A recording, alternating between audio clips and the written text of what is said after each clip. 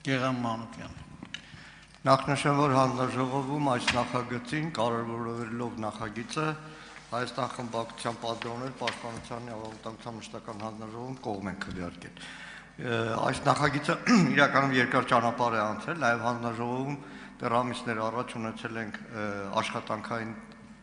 բավականին բովանդակալից քննարկում։ Տիկին Գալյան, հանձնաժողովում էլ է թեմայով խոսեցինք։ Նայեք, լիազոր մարմին ազգային անվտանգության ծառայությունը պարտավոր է տեղեկացնել անհատգործների հարազատներին, բայց ինքը շատ ընդհանրական է։ Արդյոք հնարավորություն տեսնում եք առաջինից երկրորդ ընթերցում ինչ որ պարբերականություն սահմանի, դիցուկ 3-4 ամիսում է, կես տարին մեկ, բայց նաև ազգային անվտանգության ծառայությունը պարտավորված լինի տեղեկատվություն տրամադրել եւ այն ցավալի անցնող տարիների դեպքերը չլինեն, որ անհատգործների հարազատները ստիպված ձմեռ ամառով օրերն են անցկացնում մահացեի կամ կառավարության մոտ։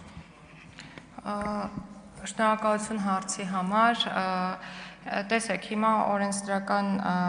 նախագծում նշված է հետևյալը, որ լիազոր մարմինը հենց օրենքով սահմանված կարգով, որտեղ սահմանվում է, եթե չեմ սխալվում, ժամկետ, հիմա նորից կասեմ այդ մասին, պետք է ընտանիքի անդամներին տեղեկատվություն տրամադրի հետախուզման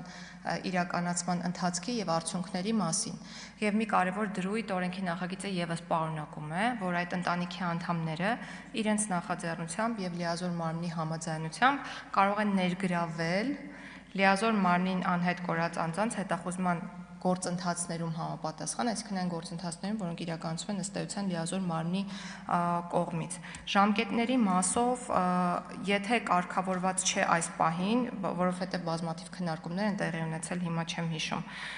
ժամկետ նախատեսել ենք թե ոչ, ամեն դեպքում տեղեկատվության տրամադրման այն ժամկետները, որոնք գործում են բոլոր դեպքերում,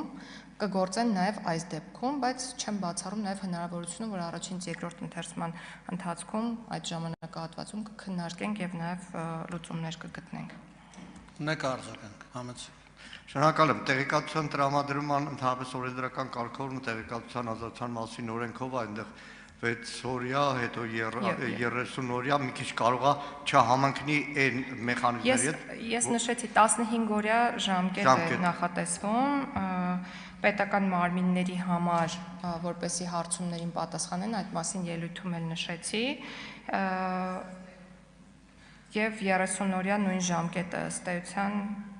30 օր մաքսիմում։ Ամեն դեպքում առաջինից երկրորդ ընթերցում նաև կաշխատենք մի քանի փոքր դետալներ կամ փոփոխության, որը անհատգործների հարազատների հետ մեր պատգամներով քննարկում ենք ունեցել։ Շատ լավ, մենք միայն կողմ ենք։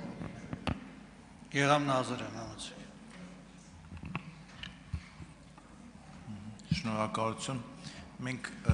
ես կուզեի մեկ անգամ եւս նշել, թե այսօրվա դրությամբ